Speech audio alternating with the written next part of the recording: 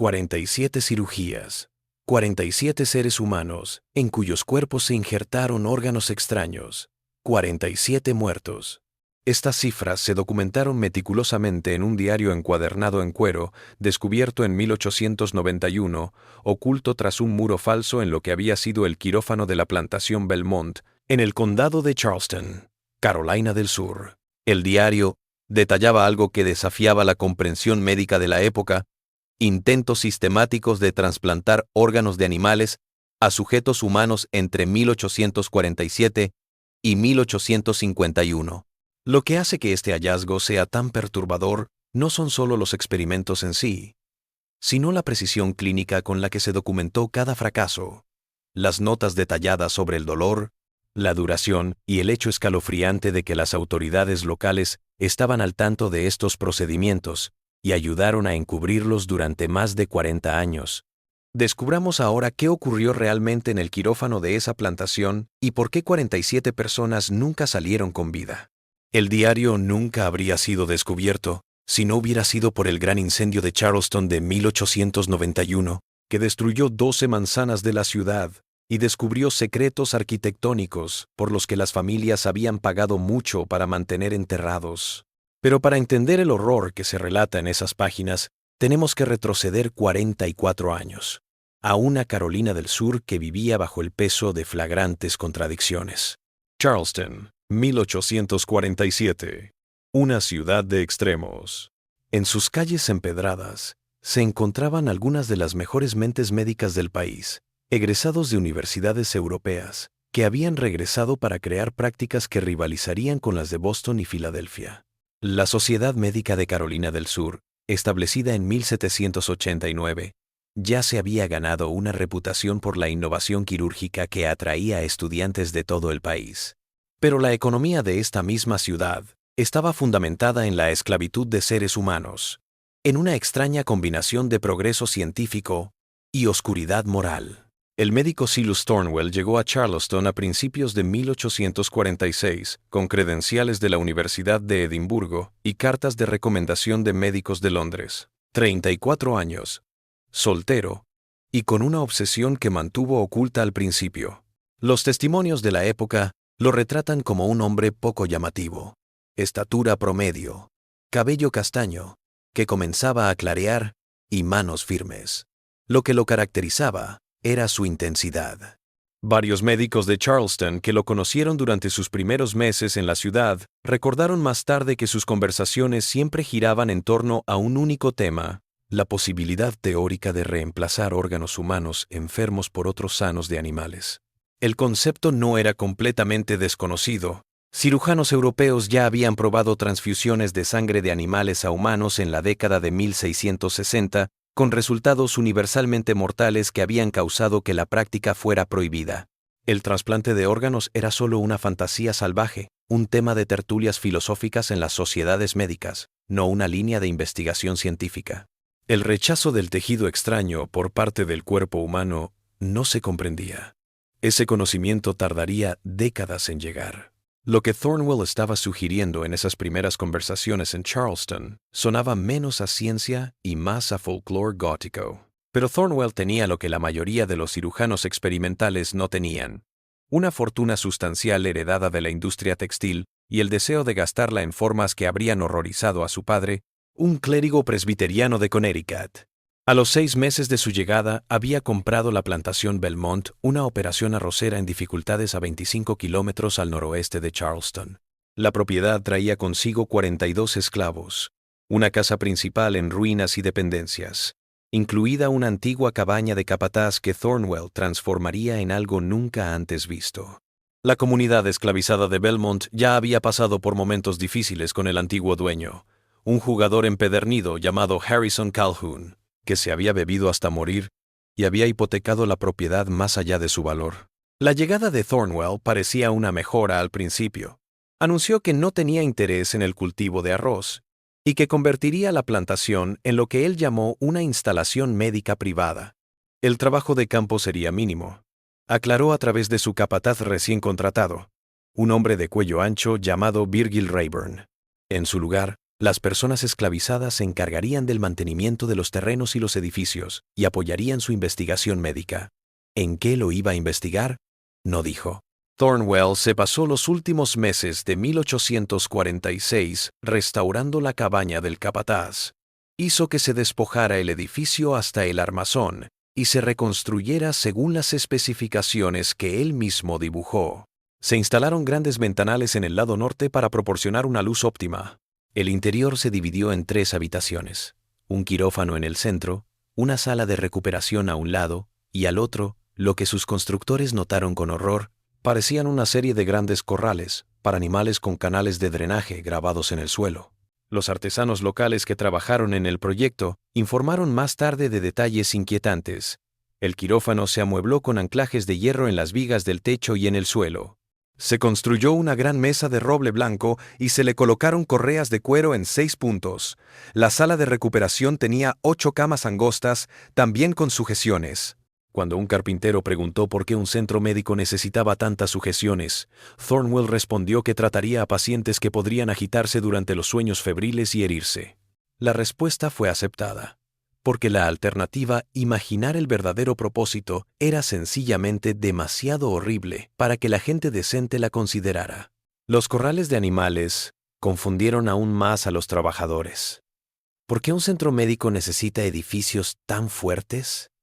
Thornwell dijo que aprendería anatomía animal para entender mejor las enfermedades humanas. Ordenó la construcción de una pasarela cubierta que conectara la vivienda de los animales con el quirófano, con puertas en cada extremo que pudieran atrancarse desde el exterior. El diseño permitía trasladar el ganado directamente al espacio quirúrgico sin que se viera desde los terrenos principales. En enero de 1847, la obra estaba finalizada. Thornwell comenzó a adquirir animales, no solo gallinas o cerdos para estudios de rutina, sino ejemplares caros. Adquirió 2 lechones de precio superior, pero escogidos por tamaño y sanos. Compró 3 ovejas a un criador de grandes carneros de Virginia. Lo más llamativo es que desembolsó una gran cantidad por un pequeño chimpancé que había traído a Charleston un marino mercante. El destino de la criatura resultaría particularmente significativo, aunque no de la manera que nadie esperaba. Las actividades de Thornwell podrían haber atraído más escrutinio si no fuera porque cultivaba las relaciones con sumo cuidado. Realizó donaciones a la Sociedad Médica de Carolina del Sur. Iba a la iglesia, aunque los que se sentaban cerca se daban cuenta de que nunca cantaba los himnos, solo movía los labios. Daba pequeñas cenas a los médicos del lugar y les hablaba de cómo el conocimiento médico iba avanzando para el bien de la humanidad. Nunca decía qué estaba investigando, y la sociedad culta de Charleston no le exigía explicaciones, pero la comunidad esclavizada de Belmont sabía mejor lo que se estaba preparando. Lo vieron erigirse con horror, escuchaban a los animales en sus establos, los ruidos que se propagaban por los campos en la noche. Notaron que Thornwell comía solo, y a menudo trabajaba toda la noche, con la luz de la lámpara visible en el quirófano, hasta el amanecer, y algo más. Thornwell había empezado a llevar un diario que llevaban a todas partes, tomándolos en cuenta con una mirada menos médica que de carnicero, inspeccionando ganado. Alguien vio el peligro mejor que nadie. Se llamaba Dinina, y tenía 42 años ese invierno. Había nacido en la plantación y servía como sanadora de la comunidad, tratando enfermedades con hierbas y conocimientos transmitidos por su madre y su abuela. Dinina había sobrevivido 25 años bajo la brutal administración de Harrison Calhoun, siendo invisible cuando era necesario e indispensable cuando se la requería. Conocía a los blancos de una manera que había aprendido por necesidad. Leía sus estados de ánimo, sus intenciones, las señales que anunciaban la violencia. Lo que vio en Silas Thornwell la horrorizó. «Ese hombre tiene la muerte en la mirada», le dijo una tarde de febrero a su hija Clara en voz baja, mientras molían harina de maíz en la cocina. «He visto hombres matar por placer. He visto hombres matar sin pensar. Pero este es diferente. Nos mira como si ya estuviéramos muertos, esperando solo que lo escriba en ese libro suyo». Clara, de 20 años y embarazada de su primer hijo, apretó la mano de su madre. «Solo tenemos que alejarnos de él, mamá. Hacer nuestro trabajo, bajar la cabeza. No puedes alejarte de un hombre que te posee», respondió Dinina. su mirada perdida. Y él está tramando algo. Haciendo ese lugar con todas esas correas y cadenas, trayendo todos esos animales. Un médico no necesita corrales de animales justo al lado de donde trata la gente, a menos que no completó la oración, pero Clara captó la implicación. Los miedos de Dinina probarían ser horriblemente proféticos. El 18 de febrero de 1847, Thornwell llamó a Virgil Rayburn a su estudio y le dio una lista de instrucciones precisas. Necesitaba localizar esclavos que se ajustaran a criterios específicos, jóvenes, aparentemente sanos, y que mostraran claramente signos de las enfermedades o debilidades específicas que Thornwell había estado catalogando. La lista era explícita de una manera que congeló a Rayburn, aunque como hombre que se ganaba la vida vigilando la propiedad de otras personas, había aprendido a silenciar su conciencia hace mucho tiempo. El primero en la lista era un hombre de 31 años llamado Augustus, que había desarrollado una tos persistente ese invierno. Las notas de Thornwell señalaban una posible enfermedad pulmonar, pero Augustus continuaba trabajando días completos y no parecía enfermo. La segunda era una mujer llamada Pearl, de 26 años, a quien Thornwell había observado luchando con lo que diagnosticó como un corazón débil. A veces tenía palpitaciones y me faltaba el aire al hacer esfuerzo. Querré que los lleven a la sala de recuperación del edificio médico, ordenó Thornwell. Diles que están siendo tratados por sus males. Tratamiento gratuito, mejor de lo que podrían obtener en otro lugar. Hazlo sonar a buena fortuna. Rayburn se movió en su asiento. ¿Y si no quieren ir? El rostro de Thornwell no se movió. Señor Rayburn, no necesito decirle cómo funciona la autoridad en una plantación. Irán porque yo he decidido que irán. La decisión no es suya. La conversación fue un punto de inflexión, una que sería recordada años más tarde en el testimonio de Rayburn a los investigadores. Dijo que no sabía lo que Thornwell tenía en mente. Aseguró que creía que el médico realmente quería curar esclavos enfermos, tal vez probando nuevas medicinas, pero nada peor. Si esto fue verdad o una conveniente mentira para escapar de cargos criminales, nunca lo sabremos. Lo que sabemos es que Rayburn obedeció, y el 20 de febrero de 1847, Augustus y Pearl fueron llevados al edificio médico. Nunca regresaron a sus cuartos. El primer experimento tuvo lugar la noche del 20 de febrero de 1847, después de que Thornwell hubiera pasado el día en una preparación casi ritual. Había estudiado sus libros de anatomía, afilado sus herramientas quirúrgicas, tomado apuntes detallados de su método teórico. Su diario de ese día, que más tarde se presentaría como prueba durante la investigación legislativa, revela tanto la precisión de su planificación como la ausencia absoluta de cualquier duda moral. Sujeto 1.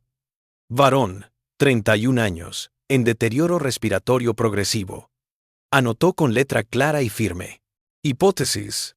El reemplazo del tejido pulmonar enfermo por un equivalente animal sano puede restaurar la función respiratoria. Donante elegido. Cerdo joven de unos 6 meses de edad y en perfecto estado de salud y vigor. Se realiza el trasplante de pulmón derecho porque implica menor riesgo de complicaciones cardíacas inmediatas. El lenguaje clínico disimulaba una crueldad inimaginable. A Augusto le habían dicho que lo iban a tratar para la tos. Le había dado lo que Thornwell había llamado medicina, pero era un sedante suave mezclado con whisky. Cuando Augusto se puso somnoliento y obediente, fue llevado al quirófano y atado a la mesa. Las sujeciones, según se justificó, eran para mantenerlo inmóvil mientras lo trataban. Para cuando Augusto se dio cuenta de lo que estaba ocurriendo, era demasiado tarde. Lo que sucedió en ese quirófano en las siguientes 3 horas violó todos los códigos de ética médica, incluso para aquellos tiempos éticamente cuestionables. Thornwell intentó una técnica que no se lograría en humanos hasta 100 años después. Lo intentó sin anestesia. El éter no se demostraría públicamente hasta octubre de ese año, y sin conocimiento del control de infecciones, el tipo de sangre o el rechazo de tejidos. La entrada del diario que se hizo tras la cirugía fue lacónica. El sujeto 1 falleció a las 23:47, aproximadamente 2 horas y 15 minutos después de la cirugía. Cosa inmediata, insuficiencia respiratoria y hemorragia severa. Para futuros intentos, se necesita una técnica quirúrgica más rápida para reducir la pérdida de sangre. No se observó integración de tejido animal debido al rápido declive. Conclusión: fracaso. Pero la metodología muestra promesa con el refinamiento. El cuerpo de Augustus fue enterrado en una tumba sin marcar en el borde de la propiedad de la plantación antes del amanecer. Rayburn organizó el funeral y les dijo a los esclavos que Augustus había muerto por su enfermedad pulmonar a pesar del médico. La historia se aceptó, no porque alguien la creyera, sino porque la alternativa era demasiado horrible de contemplar, y porque los esclavizados habían aprendido que la supervivencia a menudo exigía asentir ante mentiras evidentes sin quejarte. Dinina sabía más. Había escuchado ruidos en el edificio médico esa noche, no gritos, pero algo peor, ruidos ahogados que sugerían que alguien luchaba contra las restricciones sin poder gritar. Había visto a Thornwell irse la mañana siguiente, su ropa cambiada pero con sangre todavía en sus botas, y notó que el lechón que Thornwell había comprado 2 semanas antes había desaparecido, su corral vacío y limpio. Mataron a Augustus, dijo un pequeño grupo de personas de confianza esa noche, con la voz apenas un susurro. Lo que sea que haga ese hombre en ese edificio, no es curar, es otra cosa, algo perverso. Pero, ¿qué podían hacer? Y hablar con los blancos era la muerte, o la cárcel. Huir implicaba abandonar a la familia, y probablemente ser capturado y devuelto. La trampa era completa. Solo podían mirar y esperar, rezando para que no fueran los siguientes.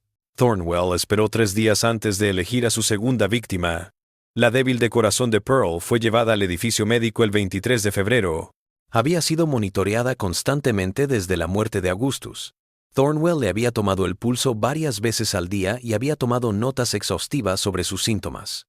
Su diario muestra que reconoció que su primer fracaso se debió en parte a que intentó un proceso demasiado complicado. Para el segundo intento, decidió por lo que creía que era una forma más sencilla. La nota dice: Sujeto 2. Mujer.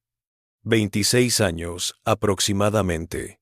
Con arritmia cardíaca y resistencia disminuida. Hipótesis: el tejido cardíaco animal bien integrado puede reforzar la función cardíaca deteriorada. Enfoque elegido: trasplante parcial de tejido cardíaco de cordero para complementar y no sustituir el órgano. Donante: cordera, 8 meses, en buenas condiciones cardiovasculares. El procedimiento tuvo lugar la noche del 23 de febrero. Pearl sobrevivió 6 horas después de la cirugía. La causa de la muerte se determinó como insuficiencia cardíaca aguda con hemorragia masiva. Su cuerpo fue enterrado en las tumbas sin nombre, junto al de Augusto. El patrón estaba en su lugar. Cada 3 o 4 días, Thornwell elegía otra víctima. Sus estándares cambiaron a medida que aprendía de cada error. Empezó a seleccionar ejemplares más jóvenes, intuyendo que la juventud implicaba mayor capacidad de recuperación. Modificó su técnica. Intentó trasplantes de riñón, injertos de tejido hepático, incluso un procedimiento usando tejido pulmonar de oveja que creía más compatible que el de cerdo. La técnica fue siempre la misma: sedación engañosa, inmovilización, cirugía sin control del dolor, registro detallado del fracaso inminente y entierro antes del amanecer. El periódico anotaba cada fallecimiento con la misma distancia clínica. Sujeto 3, sujeto 4, sujeto 5. Casi nunca se usaban nombres. Thornwell se refería a los esclavos como sujetos numerados, como si fueran especímenes de laboratorio en lugar de seres humanos. En marzo, la población esclavizada de Belmont estaba aterrorizada. 4 heridos habían sido transportados al centro médico. Ninguna había vuelto. Las explicaciones oficiales: murió por sus condiciones preexistentes, murió por complicaciones del tratamiento, no convencieron a nadie. Las personas se negaron a denunciar enfermedades por temor a que cualquier muestra de debilidad los marcara como objetivos. Los padres enseñaban a sus hijos a aparentar estar saludables, sin importar cómo se sintieran. La misma Dinina se convirtió en la 8ª víctima de Thornwell el 12 de marzo de 1847. La había visto curar a otros con hierbas y la diagnosticó con lo que llamó trastorno digestivo crónico. A veces me dolía el estómago, algo lo suficientemente normal como para no haberle prestado atención.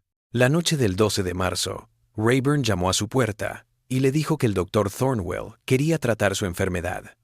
Ella entendió lo que eso significaba.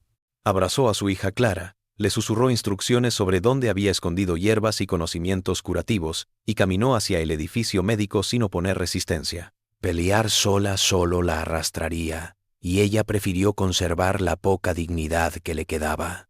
Dinina sobrevivió 11 horas después de que Thornwell intentara injertarle tejido de estómago de cerdo en su abdomen. Sus últimas palabras, anotadas por Thornwell en su diario con lo que parece frustración en lugar de arrepentimiento, fueron: Dios te ve. Murió poco después del amanecer del 13 de marzo, la novena víctima que Thornwell había sacrificado en aras del progreso médico. Su muerte fue un punto de inflexión. Clara, herida y embarazada, hizo algo increíblemente arriesgado. Se acercó a un ministro blanco que a veces venía a la plantación a predicar, el reverendo Thomas Olston, conocido por ser razonablemente comprensivo con el bienestar espiritual de los esclavos. Le dijo que la gente se moría en Belmont, no de enfermedad, sino de algo que les hacían en el edificio médico. La reacción de Olston se registraría más tarde en cartas que envió a sus compañeros, cartas que luego saldrían a la luz durante la investigación. Escuchó la historia de Clara con horror creciente, como él mismo lo expresó, pero no hizo nada. En cambio, hizo lo que muchos hombres supuestamente morales hicieron en esa época. Se convenció a sí mismo de que debía existir una explicación razonable. ¿Un médico cualificado practicando para tratar a los esclavos enfermos? Pero eso no podía ser tan macabro como lo implicaba esta chica angustiada. Le dijo a Clara que investigaría el asunto, pero en privado no hizo nada. Con miedo de hacer acusaciones vergonzosas, esta inacción costó vidas. Thornwell continuó sus experimentos en marzo y abril. Su técnica mejoró. Operó más rápido, perdió menos sangre. Pulió su técnica, pero el problema de fondo permanecía. Con la ciencia médica de 1847, el organismo humano rechazaba el tejido ajeno. Todos los individuos fallecieron, la mayoría en cuestión de horas. Algunos sobrevivieron hasta 2 días antes de sucumbir a la infección, pérdida de sangre o falla multiorgánica. A fines de abril de 1847, Thornwell había asesinado a 19 personas. La población esclavizada de la plantación había disminuido de 42 a 23, una pérdida demasiado grande para ocultarla por completo. Las preguntas comenzaron a flotar en Charleston. ¿Por qué Belmont había sufrido una tasa de mortalidad tan alta? Las plantaciones desde luego conocían la muerte, la enfermedad, las heridas, las complicaciones de parto, pero 19 muertes en 2 meses era inaudito, incluso para los estándares de esa institución salvaje. Las preguntas llegaron a la comunidad médica local, y los compañeros de Thornwell se preguntaron qué estaba estudiando en su centro privado. Él esquivó con generalidades sobre tratamientos experimentales para enfermedades pulmonares y cardíacas. Lo difícil que era tratar a pacientes en estado crítico. La triste realidad de que la medicina a veces fracasaba a pesar de los mejores esfuerzos. Era un médico bien considerado de Edimburgo y había donado al fondo bibliotecario de la Sociedad Médica, lo que persuadió a sus compañeros a creerle sin preguntar demasiado, pero no todos estaban contentos. El médico de Charleston, Edmund Whitlock, que atendía a la población esclavizada y que había llegado a sospechar de Thornwell en sus pocos encuentros, empezó a preguntar directamente: ¿qué tratamientos estaba probando Thornwell? ¿Por qué eran tan altas las tasas de mortalidad? ¿Puedo ir a Belmont y ver el centro médico? Thornwell se negó a la visita, citando la confidencialidad del paciente y una investigación médica patentada que no estaba listo para compartir. Esta negativa alarmó a Whitlock, pero no evitó que Thornwell siguiera. La ley de Carolina del Sur no amparaba a los esclavos frente a la experimentación médica. Eran consideradas una posesión y los dueños podían hacer con ellas lo que quisieran. Esta realidad legal significaba que incluso los médicos que sospechaban que algo andaba mal no tenían ningún mecanismo de intervención. Mientras tanto, en Belmont, los que quedaban vivían con temor. Veían a Thornwell patrullando, su cuaderno siempre a mano, mirándolos con ese desapego clínico que se había vuelto tan familiar, tan aterrador. Sabían que cualquier signo de enfermedad, cualquier queja de dolor, cualquier debilidad visible, podría resultar en la selección. Algunos se mutilaron a propósito en formas que los harían inaptos para la cirugía, dedos rotos, brazos cortados, en la creencia de que un individuo dañado sería menos útil que uno intacto. Otros oraban en silencio, confiando en que Dios actuara donde nadie más podía. Clara dio a luz a una hija el 3 de mayo de 1847, dando a luz con la ayuda de otras mujeres en los cuartos. Temía que si acudía a Thornwell, aprovecharía las complicaciones del parto para experimentar. La nombró Dinina, en memoria de la abuela que había fallecido salvando a otros. El parto le dio una nueva voluntad de vivir, pero también aumentó su desesperación. Estaba trayendo un niño a un lugar donde la muerte rondaba con regularidad, disfrazada de médico. El diario de Thornwell de principios de mayo muestra un cambio preocupante en su forma de pensar. Tras 19 intentos fallidos, empezó a sospechar que el fallo no estaba en su técnica quirúrgica, que había mejorado enormemente, sino en lo que él llamó la calidad de los sujetos. Escribió: la reflexión sobre los fracasos recientes sugiere que los sujetos debilitados por una dieta deficiente, una vivienda inadecuada y el trabajo manual pueden carecer de la fuerza constitucional para sobrevivir al trasplante. Los futuros experimentos deberían emplear individuos sanos, sin quejas de salud previas, para controlar las variables de confusión relacionadas con la debilidad preexistente. Esto dio un giro terrible. Antes, Thornwell había defendido sus experimentos diciendo que trataba a personas enfermas. Ahora iba a operar en gente sana, sin esa excusa ya de por sí floja.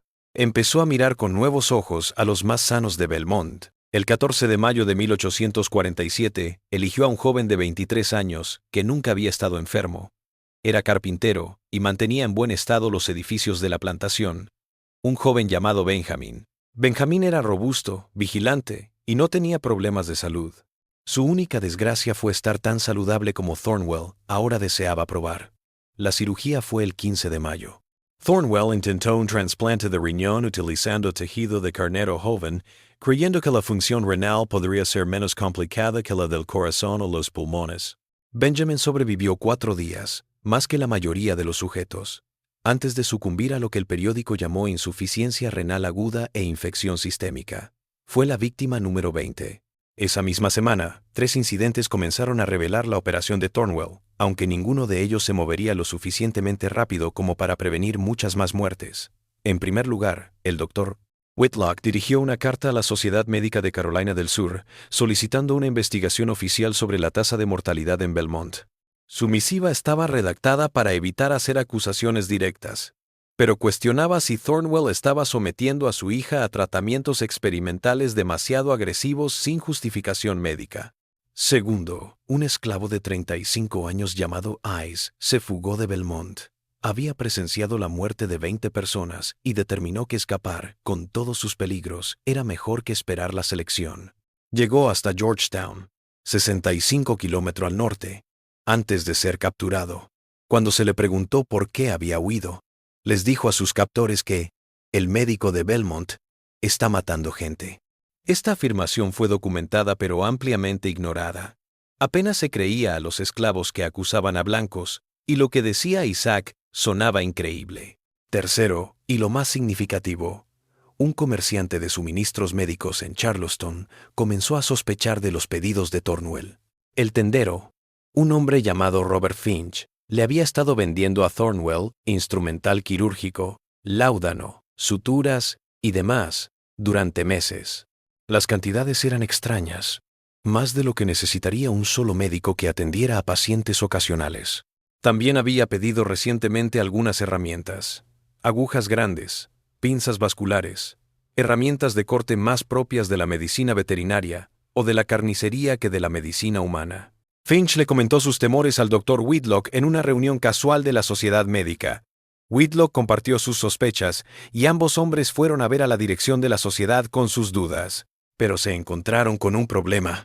Thornwell había donado lo suficiente para tener voz en la junta directiva de la sociedad, y algunos se mostraron reacios a investigar a un compañero médico, por lo que consideraban pruebas circunstanciales y especulaciones. Las demoras burocráticas resultarían fatales.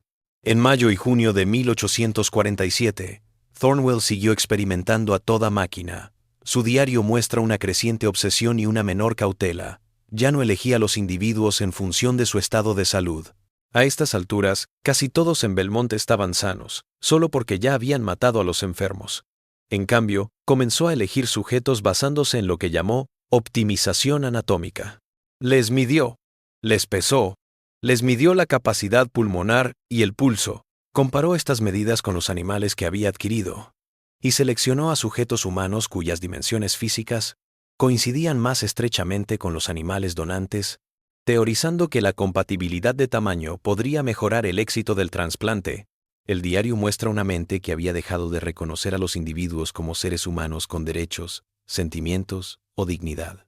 Se habían convertido en variables en una ecuación que él estaba decidido a resolver. El sujeto 23 era un chico de 16 años llamado Samuel, elegido porque las medidas de su pecho coincidían con las de un cerdito que Thornwell había adquirido para este propósito.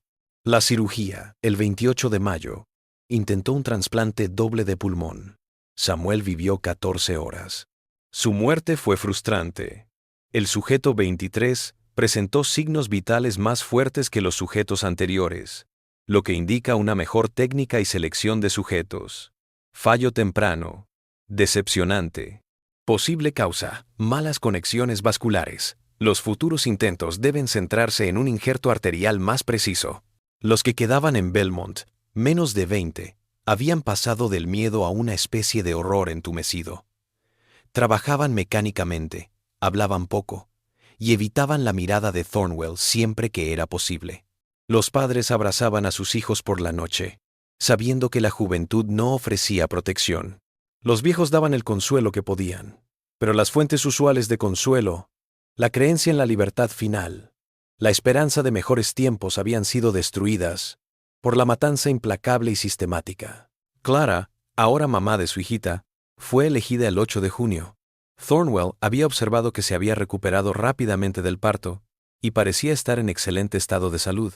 Su nota de campo dice: sujeto 27, mujer, aproximadamente 21 años, recién parida. Buena salud cardiovascular en la recuperación del parto. El individuo es más fuerte físicamente, lo que la convierte en candidata para el trasplante de corazón. Hipótesis: la edad joven y el parto exitoso reciente son signos de buena salud constitucional que permite la integración de tejido cardíaco animal. Clara fue separada de su bebé lactante y llevada al inmueble médico. A diferencia de los anteriores, gritó y peleó. Pidió que le dejara amamantar a su bebé una vez más. La respuesta de Thornwell, registrada en su diario, fue escalofriante. El sujeto 27 demostró angustia y resistencia significativas. Necesitó sujeciones adicionales y doble de sedante. Dicha volatilidad emocional puede llegar a contaminar los resultados de un experimento. La futura elección de los sujetos debe tener en cuenta el temperamento como una variable. La cirugía fue la noche del 8 de junio. Thornwell trató de injertar tejido cardíaco de oveja en el corazón de Clara, algo que había intentado 2 veces antes, ambas mortales. Clara vivió 18 horas. Murió la mañana del 9 de junio. Su bebé, huérfano de madre y sin nodriza, fue entregado a otra mujer para ser amamantado. Pero la niña peleó sin su mamá y murió 3 días después. La doble muerte madre e hija finalmente llevó a la comunidad esclavizada más allá de la resistencia. Un grupo de 4 hombres, conscientes de que la muerte era casi segura actuaran o no, intentaron llegar a Charleston y contarlo a las autoridades. Comprendieron que esto era un suicidio. Escaparse de una plantación era un crimen capital. Acusar a un dueño blanco era un suicidio, pero observar a su pueblo ser masacrado se había vuelto insoportable. Los 4 hombres, James, Henry, William y Peter, abandonaron Belmont la noche del 14 de junio. Habían recorrido unos 13 kilómetros cuando fueron avistados por una patrulla. 3 fueron capturados de inmediato. El menor, Peter, escapó a la captura inicial y huyó a Charleston, llegando exhausto y aterrorizado a las oficinas de un abogado local llamado Marcus Whitfield, conocido por tomar casos de esclavos de vez en cuando.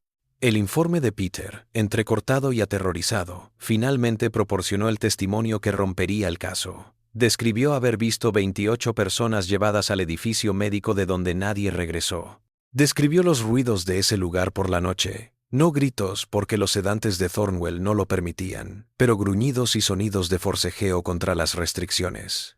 Describió haber visto la ropa ensangrentada de Thornwell, el funeral, el horror. Whitfield, para su crédito, se tomó la acusación en serio Había escuchado rumores de una tasa de mortalidad inusualmente alta en Belmont, de varias fuentes. Las antiguas afirmaciones de Isaac, las preocupaciones del Dr. Whitlock, las preguntas que se susurraban en los círculos legales. Decidió llevar la historia de Peter directamente al sheriff del condado de Charleston, un hombre llamado Daniel Patterson, que tenía poder para investigar incluso a ciudadanos respetados si sospechaba de actividad criminal. La primera reacción de Patterson fue de incredulidad. La acusación era increíble. Un médico respetado asesinando esclavos para experimentos médicos. Parecía una trama de folletín, no de la vida real. Pero Whitfield lo presionó, citando las numerosas fuentes independientes que cuestionaban a Belmont. Patterson accedió a ir a la plantación, pero dejó claro que estaba investigando las denuncias de mortalidad excesiva, no de asesinato intencionado, en lo que todavía le costaba creer. La fecha de la visita se fijó para el 20 de junio de 1847. Patterson le notificó a Thornwell que haría una inspección de rutina a las instalaciones médicas de la propiedad, una notificación legalmente necesaria. Esta alerta temprana casi mata la investigación. Thornwell fue notificado por Patterson el 16 de junio. Su respuesta muestra tanto inteligencia como desesperación. Se dio cuenta de que había evidencia de sus acciones en todo el edificio médico. Instrumental quirúrgico manchado de sangre, los dispositivos de sujeción, los corrales para animales con sus sistemas de drenaje, lo peor de todo, su diario con registros detallados de 29 asesinatos disfrazados de experimentos médicos. Del 17 al 19 de junio, se la pasó desinfectando el local, limpió compulsivamente el instrumental quirúrgico, retiró las sujeciones más obvias del quirófano, aunque los puntos de anclaje seguían visibles en las paredes y el suelo. Trasladó a varios animales a un granero en el otro extremo de la plantación y escondió su diario detrás de un panel falso que había construido en la pared del quirófano, un panel oculto detrás de un armario de textos médicos. Pero no pudo disimularlo todo. Las tumbas estaban ahí. 29 cuerpos alineados en el borde de la propiedad. La sala de recuperación todavía llevaba las marcas de lo que era, con sus camas angostas y correas de sujeción. El quirófano, a pesar de limpio, aún tenía sangre en la veta de madera del suelo y la mesa. Y, lo más importante, 16 esclavos supervivientes seguían vivos para contar lo que había sucedido.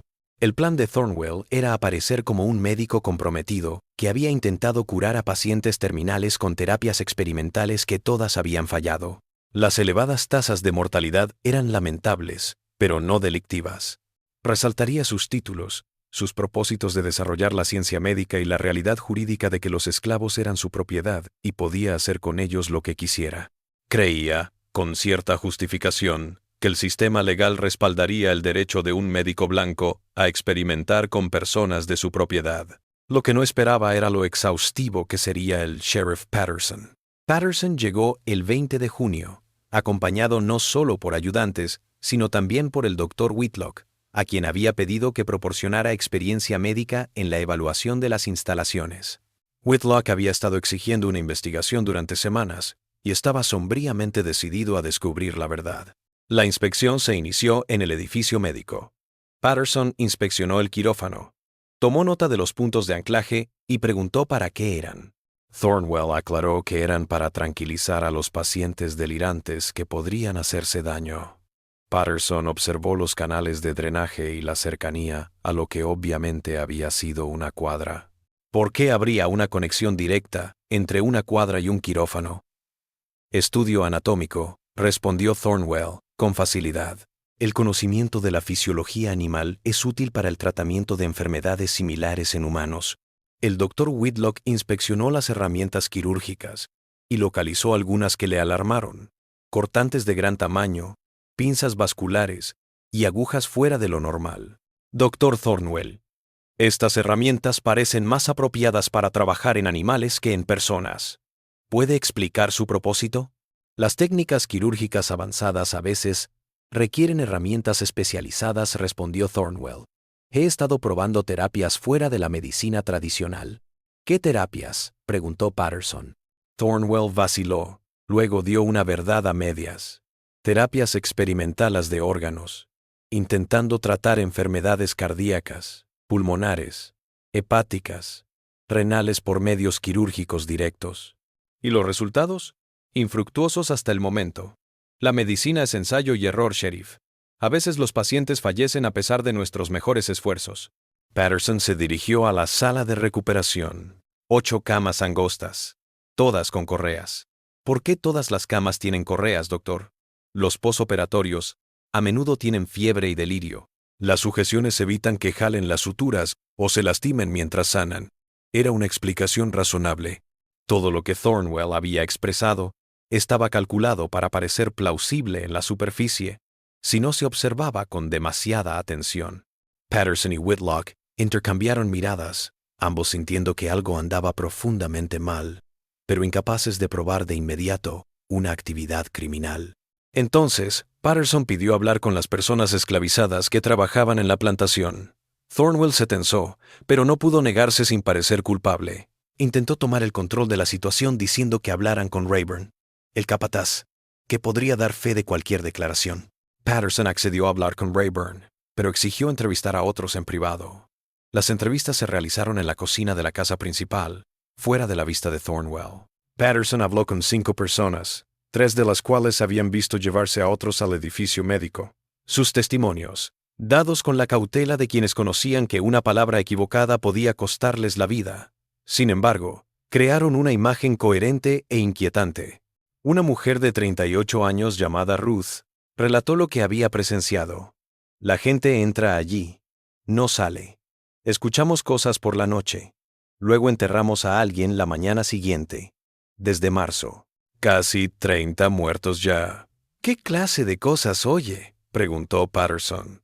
Ruth vaciló, mirando hacia la puerta como si Thornwell pudiera estar escuchando. Parece como si alguien estuviera herido, pero no puede gritar bien. Sonidos apagados y luego silencio. Al día siguiente el médico nos informa que alguien falleció por su enfermedad. Pero ella se quedó en silencio. ¿Pero qué? Pero algunos de ellos no estaban enfermos cuando entraron.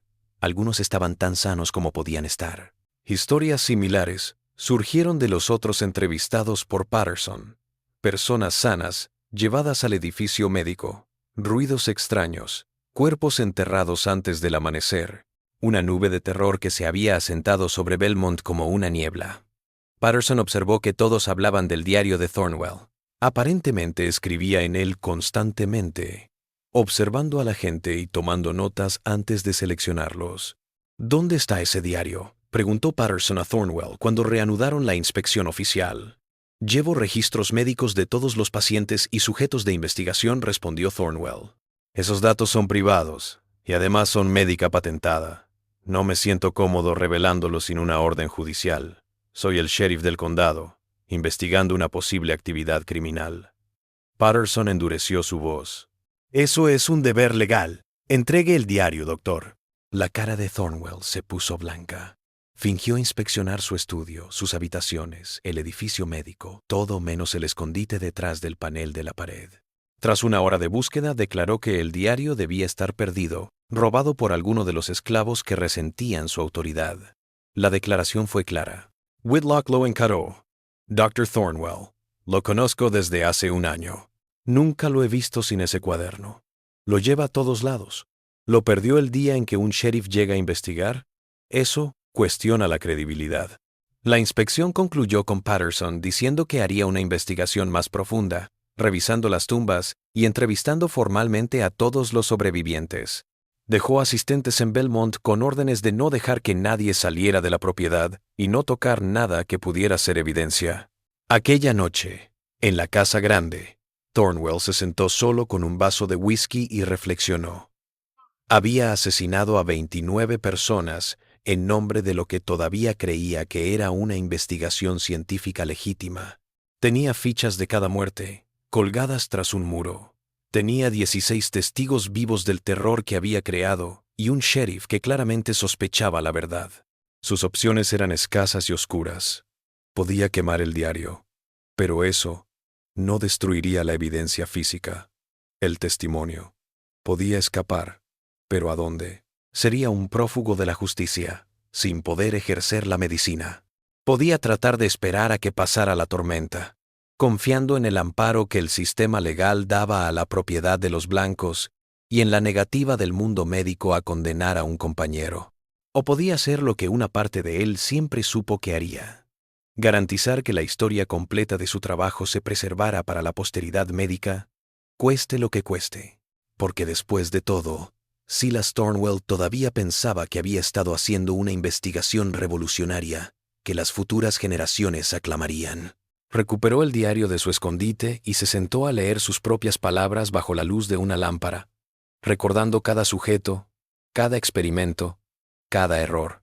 Mañana, decidió, mostraría al sheriff Patterson todos los papeles, que lo juzgaran, que la historia lo juzgara. No borraría su historial laboral. Esta decisión tendría consecuencias que ni Thornwell ni Patterson podrían anticipar por completo. El sheriff Patterson regresó a Belmont el 21 de junio con un juez, 2 ayudantes más y un miembro de la Junta Médica Estatal. La presencia de este último daba a entender que esto se había escalado más allá de una simple investigación local. La comunidad médica necesitaba comprender lo que había ocurrido y potencialmente disciplinar a uno de los suyos. Thornwell les dio la bienvenida en el porche de la casa principal. Estaba tranquilo, incluso desafiante. Sin decir una palabra le entregó su diario a Patterson.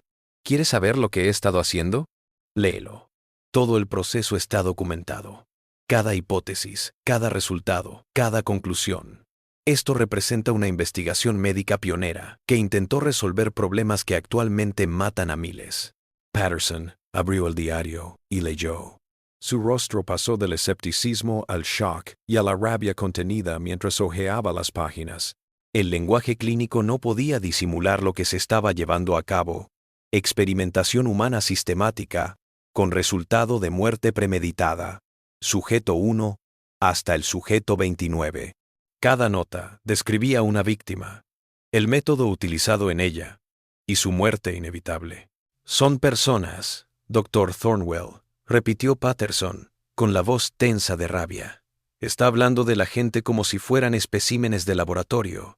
Eran sujetos de investigación médica para el progreso de la ciencia quirúrgica, respondió Thornwell. En Europa, los médicos a menudo llevan a cabo procedimientos experimentales. La única diferencia acá es que tuve acceso a sujetos cuya pérdida no impactaría a la sociedad. Eran trabajadores esclavizados. Sheriff, la propiedad. Según la ley de Carolina del Sur, yo tenía todo el derecho de destinar mi propiedad al progreso de la ciencia. El argumento era legalmente sólido en la lógica retorcida de la ley de esclavitud de 1847, que clasificaba a las personas esclavizadas como propiedad y no como personas. Thornwell pensó que esto lo protegería. Estaba a punto de descubrir lo contrario. El magistrado, un hombre llamado Charles Henderson, que tenía 20 años de experiencia legal, examinó el diario con atención. Leyó algunas notas enteras. Su rostro se oscureció. Finalmente, miró a Thornwell. Doctor, su análisis legal es erróneo en varios puntos cruciales. Primero, aunque la ley de Carolina del Sur consideraba a los esclavos como propiedad, también tenía leyes en contra de la destrucción innecesaria de propiedad valiosa. Ha matado a 29 seres humanos que costaban una fortuna. Segundo, la manera de morir es importante. Incluso la ley de propiedad reconoce que algunos actos son tan excesivos, tan crueles, que constituyen un comportamiento criminal, independientemente del estado legal de la víctima. Tercero, y lo más significativo, usted documentó pruebas de una negligencia médica tan atroz que amenaza la reputación de toda la profesión médica. La compostura de Thornwell se agrietó. ¿Negligencia? Estaba practicando cirugías complejas. Cirugías que sabía que serían mortales, interrumpió Henderson. Usted lo registró. Su propio diario muestra que usted entendió que trasplantar órganos de animales a humanos resultaría en la muerte, pero continuó de todos modos. Eso no es medicina, doctor. Eso es asesinato sistemático disfrazado de investigación. El doctor Whitlock, que había estado leyendo por encima del hombro de Henderson, añadió su valoración. Doctor Thornwell, recomiendo formalmente a la Junta Médica Estatal que se revoque su licencia. Usted ha violado todos los códigos de ética médica. Ha avergonzado a nuestra profesión y ha proporcionado munición a quienes critican la medicina científica como barbárica. El daño que ha causado va más allá de sus víctimas. Patterson realizó el arresto formal. Silas Thornwell está arrestado por destrucción de propiedad, negligencia criminal y crueldad agravada. Quedará detenido en prisión a la espera de juicio. Los cargos, revelaron sus limitaciones. En Carolina del Sur, en 1847, matar a una persona esclavizada no era automáticamente un asesinato. Los cargos tuvieron que enmarcarse en torno a la destrucción de propiedad y la mala conducta profesional, no a la realidad moral de que Thornwell había cometido un asesinato en serie. Esta legislación sería polémica y abriría la puerta a futuras reformas, pero fue demasiado tarde para las víctimas de Thornwell. La investigación se amplió. Patterson ordenó la excavación del lugar del entierro, confirmando 29 cuerpos enterrados en fosas poco profundas, todos mostrando signos de intervención quirúrgica. La Junta Médica Estatal convocó una audiencia de emergencia para revisar las acciones de Thornwell y sus ramificaciones para la regulación médica. Las noticias de los periódicos se abrieron paso en los periódicos de Charleston, aunque cubrieron la historia con sorprendente moderación. El establishment blanco se sentía incómodo con las implicaciones de dar publicidad a un caso que destacaba las horribles posibilidades que permitía la ley de esclavitud. Mientras tanto, los supervivientes de Belmont, 16 almas, que habían resistido meses de horror, se enfrentaron a un futuro incierto.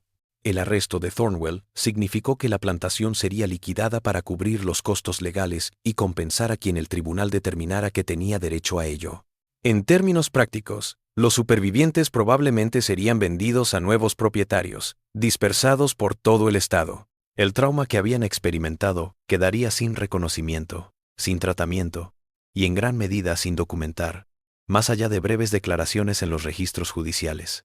Una pregunta permanecía: ¿qué sería del diario de Thornwell?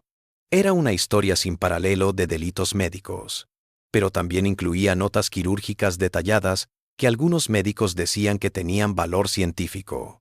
Algunos de los médicos de la Junta Médica querían que el diario se guardara como una advertencia para las futuras generaciones de estudiantes de medicina. Otros exigían que se quemara viva, temiendo que sirviera de inspiración para otros experimentos similares, o de manual para monstruos. El juicio se abrió el 12 de agosto de 1847 en el Tribunal del Condado de Charleston. Thornwell fue defendido por un abogado llamado Simon Fletcher, que siguió una estrategia de defensa a la vez inteligente y moralmente repulsiva.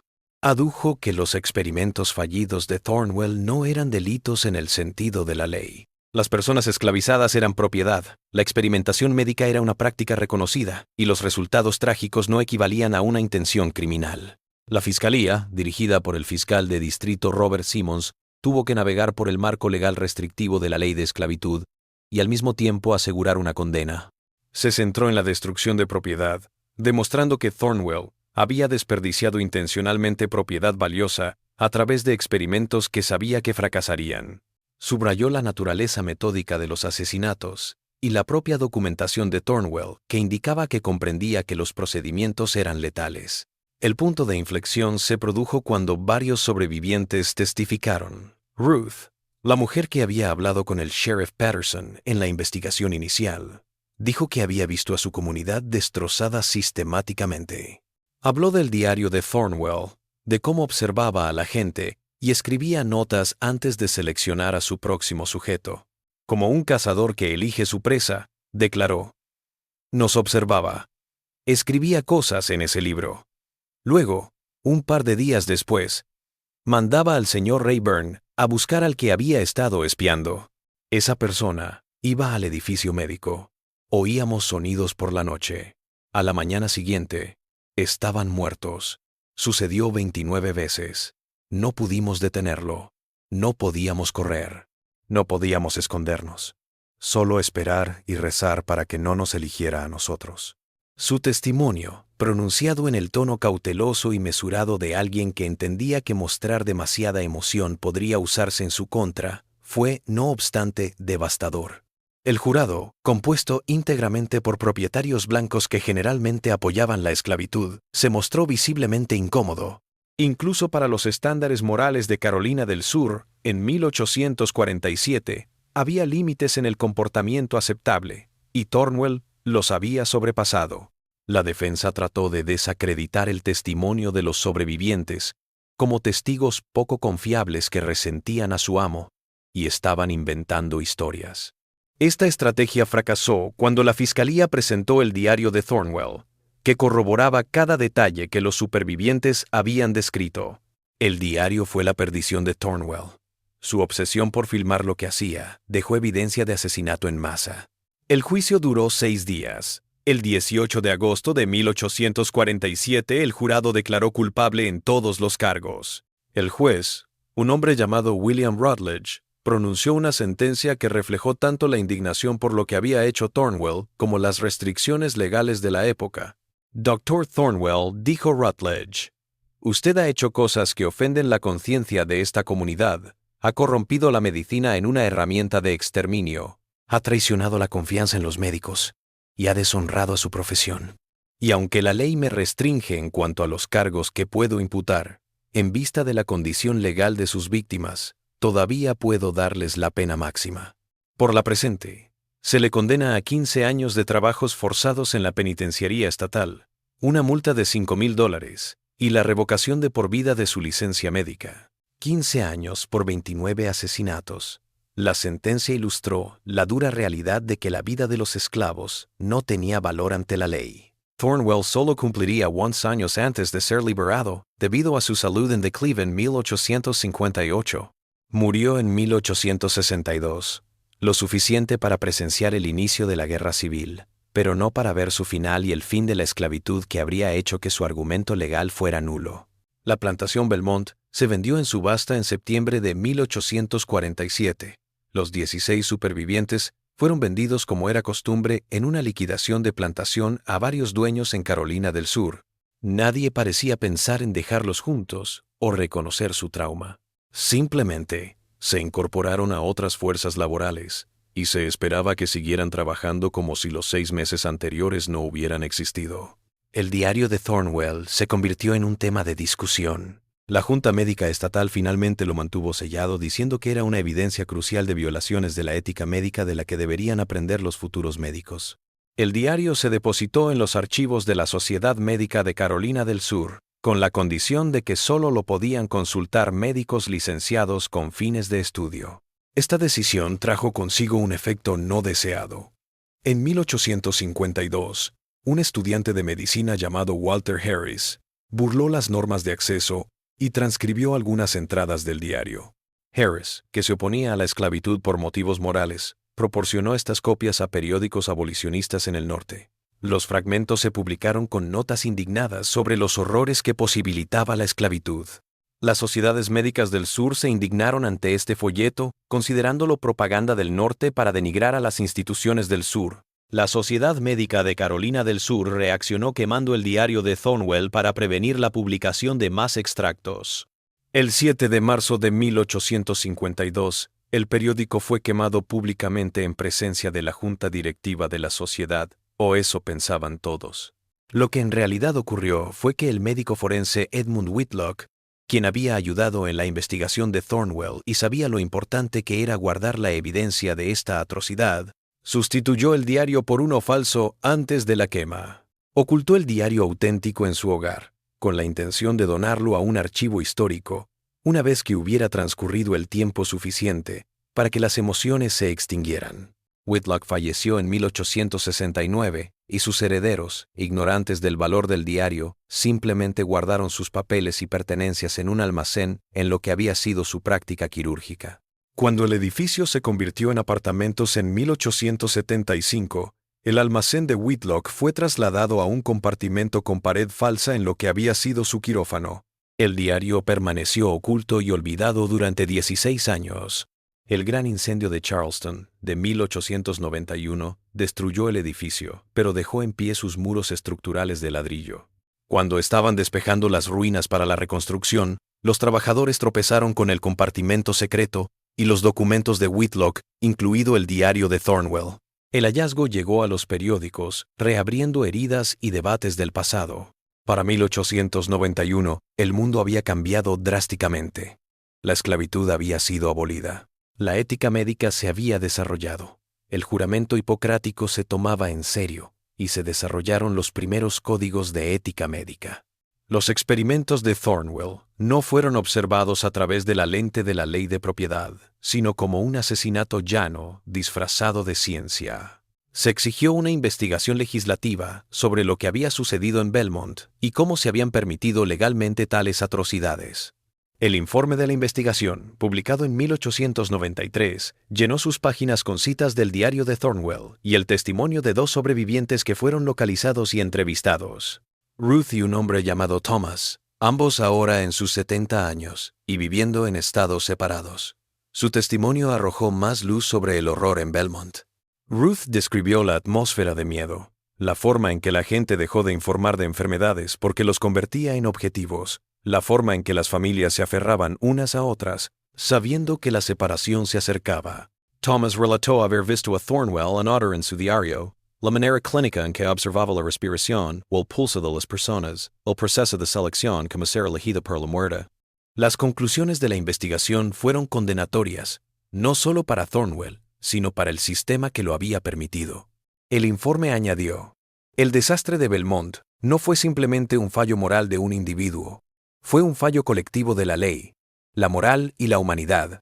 Los delitos del Dr. Thornwell fueron posibles gracias a marcos legales que trataban a los seres humanos como propiedad, asociaciones profesionales que valoraban la reputación por encima de la responsabilidad y una sociedad que favorecía el progreso científico por encima del costo humano. No podemos deshacer el daño, pero podemos reconocer que estas 29 personas fueron víctimas tanto de un monstruo como de instituciones monstruosas. Los 16 sobrevivientes de Belmont se dispersaron tras la destrucción de la plantación. La investigación en los años posteriores al redescubrimiento de 1891 identificó el destino de algunos de ellos. Ruth vivió hasta 1899, muriendo en Greenville, Carolina del Sur, a los 90 años. Thomas vivió hasta 1902, permaneciendo en Georgia con su familia. Otros simplemente desaparecieron de la historia. Sus destinos finales son desconocidos, como solía suceder con la gente que había sido esclavizada, cuyas vidas rara vez se registraban. La bebé que perdió a su madre y a su abuela, la pequeña Dinina, sobrevivió a sus precarios primeros meses y fue criada por otra mujer de Belmont llamada Francis. Llegó adulto, se casó, tuvo sus propios hijos y murió en 1912. Sus hijos, a quienes entrevisté en la investigación de seguimiento de 1893, dijeron que nunca hablaba de su primera infancia. Lo que sea que pudiera haber recordado de esos meses, lo mantuvo en silencio. El quirófano de Thornwell, el edificio donde murieron 29 personas, fue quemado por la legislatura estatal en 1852, el mismo año en que supuestamente se destruyó el diario. Los cimientos fueron cavados y los ladrillos esparcidos. Hoy no queda nada de la estructura. Solo un marcador histórico, erigido en 1994, en lo que ahora es un parque del condado, que dice que una vez hubo una plantación aquí y que aquí sucedieron cosas terribles. El marcador no dice nada. Se debatió cuánto reconocer abiertamente lo que había ocurrido. La leyenda final reza: Plantation Belmont, 1846 hasta 1847, sitio de experimentos médicos que causaron la muerte de 29 personas esclavizadas. Estos individuos murieron como víctimas tanto de la crueldad individual como de la injusticia sistémica. Sus nombres, en su mayoría no registrados en la historia, merecen ser recordados. Augustus, Pearl, Dinina, Samuel, Clara, Benjamin y otros 23 cuyos nombres se perdieron en el tiempo. Que su dolor no quede en el olvido. Los nombres se sacaron de testimonios y archivos supervivientes. 23 más permanecen sin nombre. Sus nombres se perdieron porque el diario de Thornwell solo los identificó por números, y ningún otro registro sobrevivió que mantuviera sus nombres. Murieron en el anonimato, y permanecen en el anonimato, incluso en el recuerdo, una última indignidad que se suma a los horrores que padecieron. El diario de Thornwell, el original perdido, ahora se guarda en los archivos de la Sociedad Histórica de Carolina del Sur. Los investigadores pueden consultarlo en condiciones controladas y ha sido citado en estudios académicos sobre ética médica, esclavitud e historia de la experimentación humana. Leer el diario sigue siendo una experiencia inquietante. El lenguaje clínico y la cronología del sufrimiento componen la imagen de una mente completamente desvinculada de la moralidad. Varios historiadores médicos han señalado que los experimentos de Thornwell, por muy horribles que fueran, irónicamente no contribuyeron en nada al avance médico. Todos los procedimientos que intentó estaban condenados al fracaso, porque la medicina de trasplantes requiere la comprensión de la inmunología, el tipo de sangre y el rechazo de tejidos, conocimientos que no se desarrollarían hasta dentro de 100 años. Sus víctimas murieron en vano, ni siquiera por información que pudiera beneficiar a otros. El caso de Belmont abre interrogantes inquietantes que van más allá de los delitos aislados de Thornwell. ¿Cuántos casos similares nunca salieron a la luz? ¿Cuánto sufrimiento fue habilitado por estructuras legales que negaron la humanidad a las personas esclavizadas? ¿Qué deber tienen los médicos de rehusar su participación en sistemas injustos aunque estos sistemas estén legalmente autorizados? Estas preguntas no tienen respuestas sencillas, pero son necesarias. Las 29 víctimas de Belmont merecen ser tratadas como seres humanos dignos. En cambio, fueron utilizadas como objetos de experimentación en una perversa búsqueda de progreso médico. Sus muertes son un recordatorio de lo que ocurre cuando la ambición científica se separa de la ética y cuando el marco legal no reconoce la humanidad de todos. Los sobrevivientes de Belmont se llevaron su trauma en silencio. Sin manera de hablar de lo que habían pasado, durmieron con pesadillas, con el dolor por los seres queridos perdidos, con el recuerdo de meses de espera a ser elegidos para la muerte. El daño psicológico nunca fue reconocido por los sistemas que no los ampararon. Nunca fue abordado, ni siquiera reconocido como sufrimiento válido. Esta parte de la tragedia, las heridas invisibles que llevaban los sobrevivientes, puede ser tan importante como las muertes visibles. No sabemos cómo Ruth soportó la pérdida de casi 2 docenas de miembros de su comunidad, incluidos algunos que vio alejarse hacia el edificio médico, sabiendo que no volverían. No sabemos cómo Thomas procesó el trauma de meses de miedo. No sabemos cómo le afectó a la bebé Dinina perder a su madre y abuela en sus primeras semanas de vida. Lo que sí sabemos es que sobrevivieron, que continuaron, que encontraron formas de vivir en un mundo que había intentado reducirlos a propiedad y sujetos experimentales. Su mera existencia es un testimonio de la resistencia humana, aunque esa resistencia nunca debería haber sido probada de manera tan atroz. Se desconoce el paradero de los restos de Thornwell. Fue sepultado en una tumba sin nombre tras su fallecimiento en 1862. Su familia se negaba a reconocerlo. No existe ningún monumento en su memoria, salvo como advertencia. Un ejemplo de lo que la ambición médica sin ética solo crea: horror. Los verdaderos monumentos son sus víctimas. Augustus, a quien le dijeron que lo tratarían por una tos, y se convirtió en la primera persona asesinada en el quirófano de Thornwell. Pearl, que vino a que le revisaran el corazón y terminó en una mesa de operaciones. Dinina, la curandera que comprendió lo que estaba por suceder y caminó hacia su muerte con la cabeza en alto. Samuel, Clara, Benjamin y otros 23, cuyos nombres se han perdido en la historia, pero cuyo sufrimiento permanece. Su historia merece ser contada, no porque sea edificante o salvadora, no hay salvación aquí, sino porque es verdad. ¿Por qué sucedió? Porque 47 cirugías y 29 muertes se produjeron porque un hombre decidió que el progreso médico justificaba cualquier monstruosidad y porque una sociedad esclavista dio el marco legal y social para permitir esos abusos. Los monstruos más temibles no eran monstruos. Eran seres humanos que se convencieron a sí mismos de que sus objetivos justificaban cualquier medio.